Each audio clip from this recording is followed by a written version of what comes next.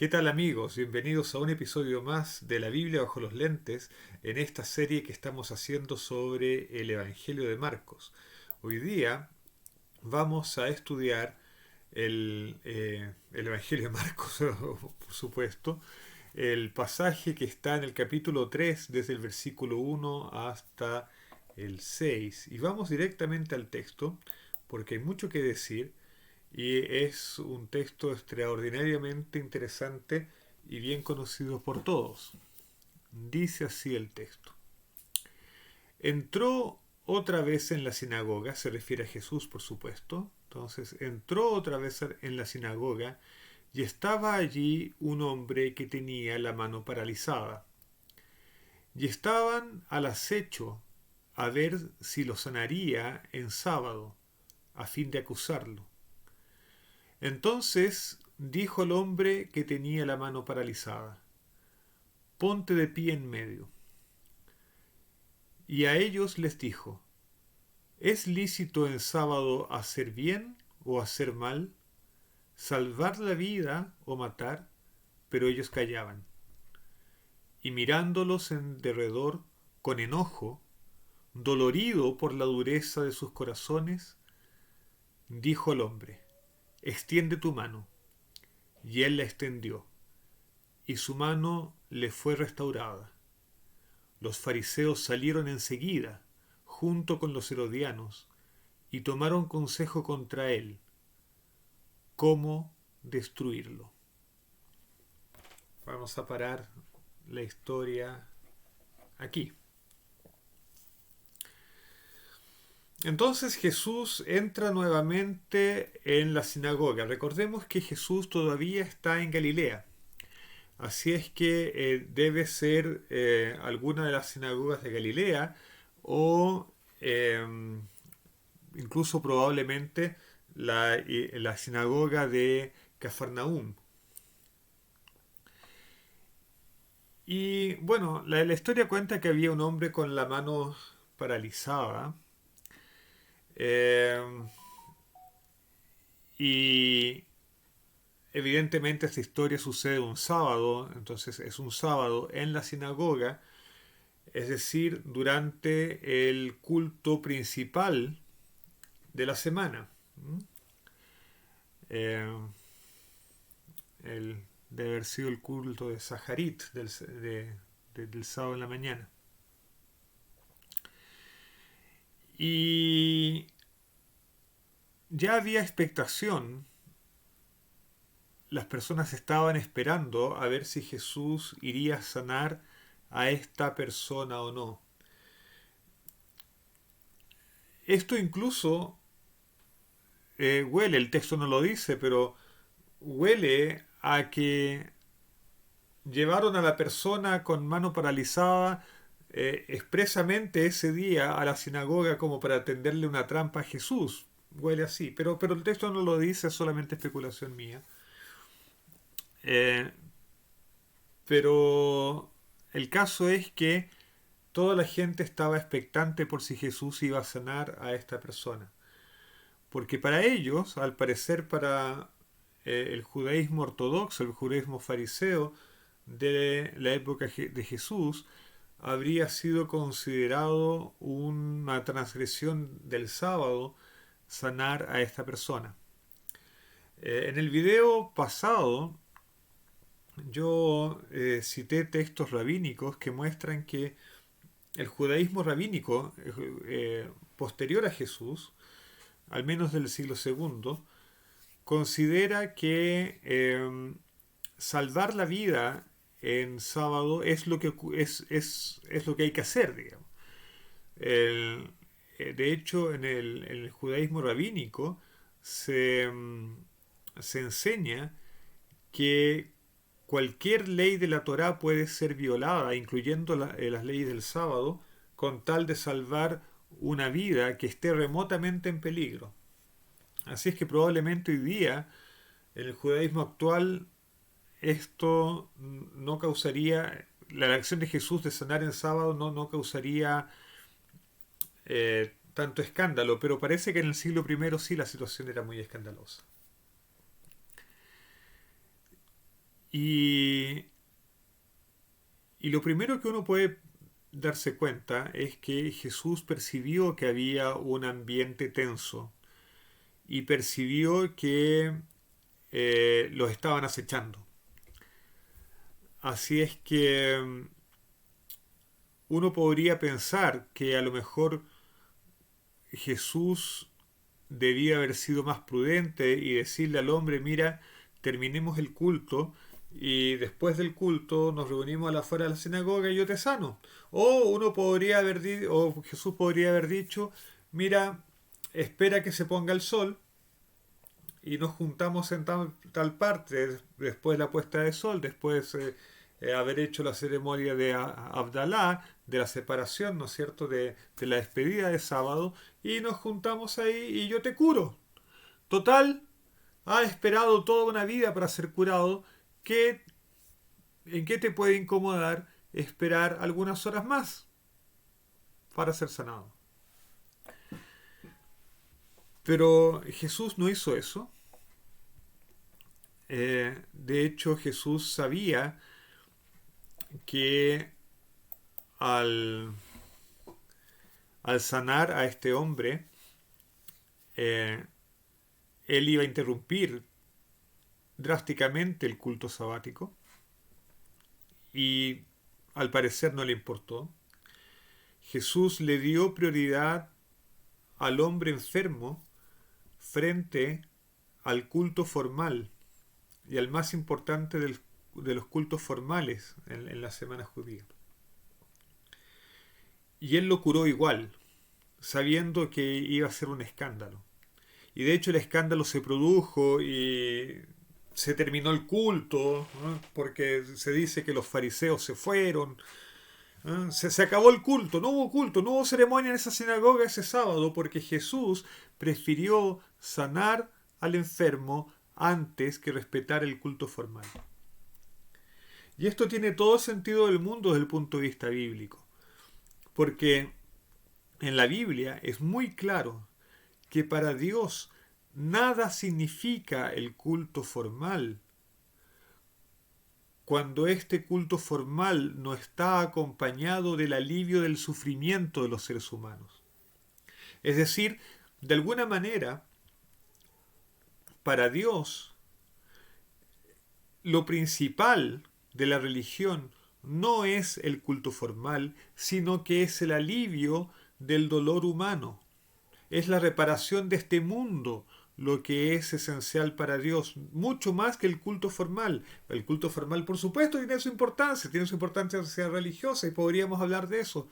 Pero para Dios, y eso es escandaloso para nosotros, para Dios es mucho más importante el alivio del dolor, el alivio del sufrimiento, que el culto formal. Y esto lo vemos claramente, por ejemplo, en el capítulo 1 del libro de Isaías, o incluso en el libro de Isaías en el capítulo 58. Lo vemos incluso en el mandamiento mismo del sábado, porque en el mandamiento del sábado se nos dice que debemos asegurar el reposo para todos los que estén a nuestro alrededor, para los viajeros que estén en nuestra casa, los peregrinos, ¿no es cierto? Los extranjeros incluso que estén en nuestra casa, que se hayan allegado a nosotros, nuestros empleados, incluso los animales del campo tenían derecho al descanso, porque el sábado es el día que nos iguala a todos, en que el rico y el pobre descansan, en que el patrón y el empleado descansan, el amo y el esclavo descansan. Y el descanso es un privilegio del ser humano libre. Por lo tanto, al permitir que incluso el esclavo descanse, Dios hace del sábado un día de liberación por sobremanera. Por sobre todas las cosas, el sábado es un día de liberación, es un día de libertad. ¿Cómo podemos entonces negar la liberación del sufrimiento en sábado? ¿Cómo podríamos negar la liberación del dolor ¿Cómo podríamos negar esa liberación del dolor? Simplemente porque es sábado. Hay una contradicción en eso. Una tremenda contradicción. Así es que a Jesús no le importó el culto formal. De hecho, dígase de pasaje, en el mandamiento del sábado, en las dos versiones de los 10 mandamientos, en Éxodo 20 y en Deuteronomio 5, en ninguna parte se ordena el culto formal en el sábado. No dice el sábado tienen que ir al templo o el sábado tienen que ir a la sinagoga. Dice que tienen que descansar y tienen que hacer descansar. Tenemos que buscar el reposo y tenemos que otorgar el reposo. Por supuesto dice que hay que santificar el día. No es pasarse el día jugando juegos de video. No, hay que santificar el día. Pero no hay una orden del culto formal y sí hay una orden explícita de dar descanso. Y ahí estaba este hombre que probablemente por mucho tiempo, por muchos años había estado con la mano seca. Y Jesús no le dice, mira, aguántate unas horas más, porque es incompatible ver el dolor de un ser humano y no atender ese dolor. Eso es incompatible con el culto a Dios. No puedes adorar a Dios y ser indiferente al sufrimiento de un ser humano. No podemos adorar a Dios y ser indiferente al dolor de un ser humano. Si podemos aliviar ese dolor, si podemos aliviar ese sufrimiento, está en nuestras manos hacerlo, sabemos cómo hacerlo, eso tiene prioridad ante el culto formal, porque el culto verdadero es aliviar a aquel que fue creado a imagen de Dios. Por lo tanto, Jesús decidió darle prioridad a ese ser humano frente al culto formal. Y de hecho no hubo culto formal ese día. Y es muy, muy gráfica la expresión con la que el Evangelio relata la actitud de Jesús. Fíjense en el versículo 5. O incluso antes, en el versículo 4, Jesús se enfrenta a las personas y les dice, ¿es lícito en sábado hacer bien o hacer mal? ¿Salvar la vida o matar? Y los judíos de esa época callaron. Los judíos ortodoxos de esa época callaron. Hoy día el judaísmo rabínico respondería, por supuesto que es lícito hacer el bien. Por supuesto que es lícito salvar la vida en sábado. Por supuesto que es lícito. Hubiesen concordado con Jesús. Pero en el judaísmo de la época de Jesús, al parecer había serias dudas al respecto. Y el versículo 5 para mí es tan descriptivo, es tan llamativo. Dice, y mirándolos en derredor, imagínense a Jesús mirando a su alrededor, todos los miembros de la sinagoga rodeándolo, observándolo, y él mira alrededor con enojo. Ya habíamos visto a Jesús enojado al final del capítulo 1 de Marcos. Por lo menos una variante textual mostraba a Jesús enojado, un poco inexplicablemente, pero aquí con mucha razón Jesús se ve enojado. Jesús no es esa persona inmutable que aparece en algunos filmes, en algunas películas acerca de Jesús, sobre todo las más antiguas, ese Jesús que anda casi engominado, que no se despeina. No, el Jesús real del Evangelio de Marcos se enoja, es capaz de enojarse, porque ser cristiano no significa que uno no pueda actuar con firmeza. Hay momentos en que la acción justa es enojarse. Hay momentos en la vida en que si tú no te enojas, no estás representando bien a Dios. Si no te enojas, no estás haciendo justicia. Y Jesús se indignó, se enojó, pero al mismo tiempo le dolió el corazón. Estaba dolido por la dureza de los corazones de, de su propio pueblo. El pueblo que estaba llamado a ser luz del mundo, el que debía mostrar cómo es que se vive en el reino de los cielos, tenía el corazón tan duro, que lo único que podían ofrecerle a Dios eran ceremonias. En vez de aliviar el dolor, que es lo que Dios finalmente nos mandó a hacer, a restaurar este mundo, a hacer la reparación de este mundo.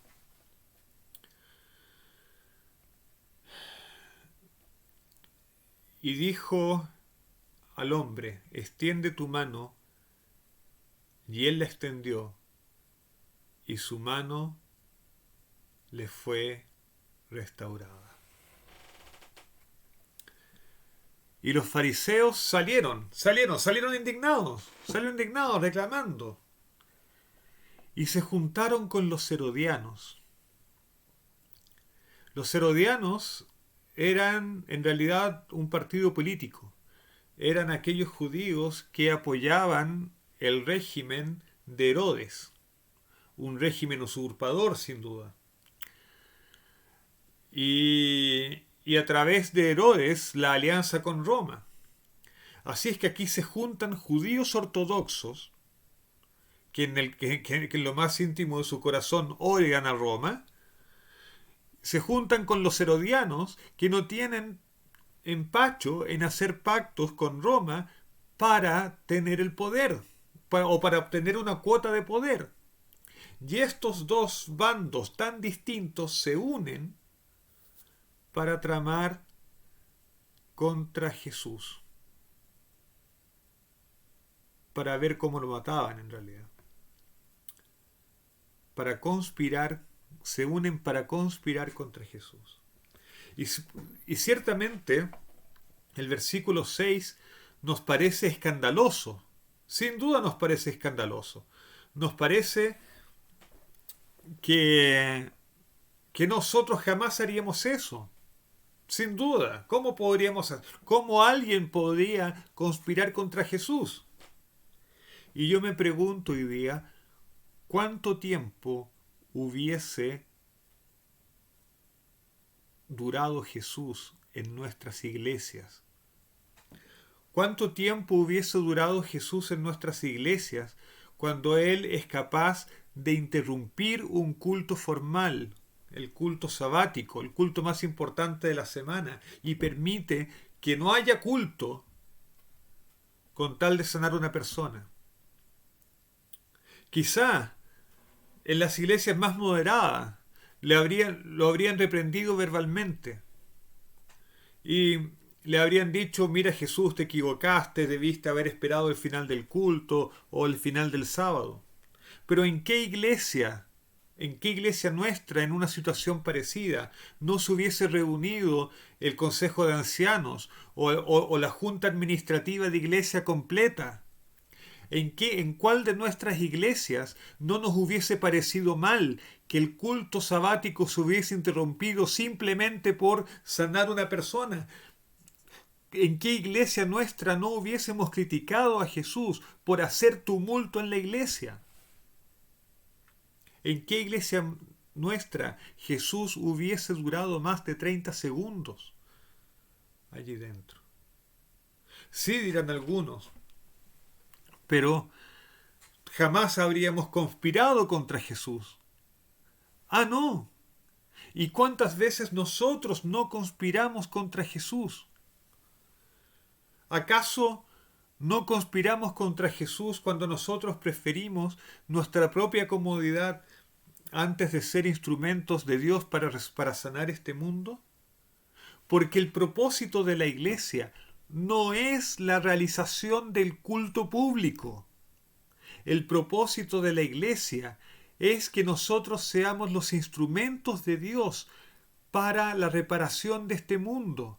En la teología paulina eso se expresa de una manera muy gráfica. Pablo diría que nosotros somos el cuerpo de Cristo.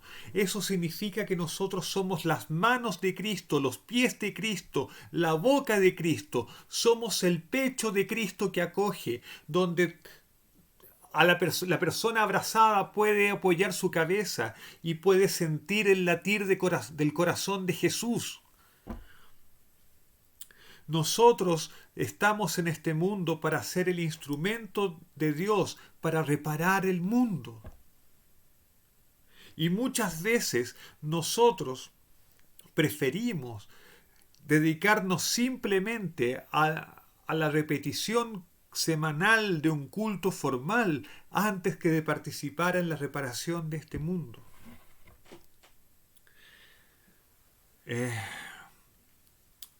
Recuerdo que en cierta ocasión conversaba yo con un pastor de una iglesia de otra denominación y le contaba a él cómo admiraba yo la obra que tenía su iglesia eh, al, al, al mantener un comedor abierto para las personas indigentes. Y yo le decía, a mí me encantaría que mi iglesia tuviera algo así. Y él me respondió, mira, ustedes también pueden hacerlo, pueden participar, pueden ayudarnos. Nosotros solamente podemos mantener ese comedor abierto funcionando un día a la semana porque no tenemos recursos para proveer alimentos para más días. Pero ustedes podrían ayudarnos con alimentos y así podríamos tal vez tener el comedor abierto durante 2 días a la semana. Y yo contento con esa respuesta, fui con la propuesta a mi iglesia, la iglesia que yo frecuentaba, y lo propuse en la comisión de iglesia. Podemos ayudar a mantener ese comedor abierto, podemos darle de comer a los indigentes de la ciudad, podemos atender a Jesús en la persona de los indigentes. Y alguien preguntó en la comisión, ¿y de quién van a ser los bautizados? ¿Cómo de quién van a ser los bautizados? Sí, me dijo, porque va a haber bautismo, ¿no? Y como son dos denominaciones distintas las que van a estar participando aquí, bueno, ¿de qué iglesia van a ser las personas que se bauticen? Es decir, ¿acaso no podemos hacer nada desinteresadamente? ¿No podemos simplemente ayudar en una buena causa sin esperar nada a cambio? ¿Tenemos que hacer todo esperando siempre la retribución del bautismo o de ganar en el crecimiento de iglesia? ¿No podemos simplemente servir? ¿Acaso eso no es conspirar contra Cristo? ¿Acaso eso no es escandalizarse porque primero tengo que ganar yo con las acciones que hago, no yo como persona, pero yo como iglesia? Tengo que ver que el crecimiento de mi iglesia, ¿cómo voy a permitir que crezca la iglesia del otro, que también sirve a Cristo? Si tengo que providenciar primero para mi iglesia, ¿acaso no es eso conspirar contra Cristo para obtener beneficio propio? En otra ocasión recuerdo que vivíamos una época en que había crecido la cesantía y, y alguien propuso en la Junta Administrativa de Iglesia que creáramos una bolsa de trabajo. Una lista donde la gente pudiera ofrecer trabajo, a veces pequeños servicios, simplemente para que los hermanos que estaban cesantes pudiesen ganar unos dineros manteniendo la dignidad del trabajo. O si alguien tenía más condiciones o tenía una empresa y necesitaba contratar a alguien, que lo colocase en esa lista para darles oportunidades de empleo a nuestros hermanos. Y alguien objetó y dijo, pero los hermanos van a ver esa lista en sábado. Y en sábado nosotros no deberíamos pensar en cosas mundanas ni en dinero. Eso sería una profanación del sábado. Y no se hizo. Y no se hizo la lista eh, de bolsa de trabajo. Y perdieron los pobres, perdieron los cesantes, así como en el primer caso perdieron los indigentes, que perdieron la oportunidad de tener un plato de comida caliente un segundo día en la semana. Y aquí perdieron los hermanos que estaban cesantes y que podrían haber obtenido algunos pocos recursos con dignidad. ¿Acaso eso no es conspirar contra Cristo? Cuando Jesús nos enseñó que lo que hiciésemos a los hermanos más débiles, se lo hacíamos a Él, negarle la oportunidad a los débiles, ¿no es acaso conspirar contra Cristo? ¿Acaso no es tramar contra Cristo simplemente por la finalidad de mantener la dignidad de un culto o de un día? Preferir la dignidad de un culto o de un día frente a la dignidad del ser humano que fue creado a la imagen de Dios. Nosotros también conspiramos contra Cristo. Y también deberíamos ser llamados al arrepentimiento, a confesar nuestras culpas, a pedirle perdón a Dios y a pedirle que por favor nos ayude a ser instrumentos en la sanación del mundo, a hacer sus manos, a hacer sus pies, a hacer su boca, a hacer su pecho, donde lata su corazón. Y hoy en día vemos casi un caso calcado al de los fariseos con los herodianos. Hoy día vemos al cristianismo, sobre todo el cristianismo más tradicional, buscando las alianzas con el poder político para obtener posiciones de privilegios o posiciones de poder desde donde se pueda imponer la religión desde arriba. Porque ya no nos basta con conquistar corazones. Queremos imponer la religión desde arriba. Ciertamente el cristianismo hoy en día necesita releer este texto y necesitamos confesar nuestros pecados y que Dios nos ayude para que realmente podamos ser la comunidad donde se comparta el pan, donde, donde imperen las leyes de su reino, las actitudes de su reino, los principios de su reino, donde no pensemos que el más fuerte tiene que cuidar a los demás, sino donde todos nos cuidemos entre todos y que todos seamos instrumentos en las manos de Dios. Que el Señor nos ayude, que el Señor nos perdone, que el Señor nos bendiga y haga de nosotros instrumentos dignos en sus manos. Amén.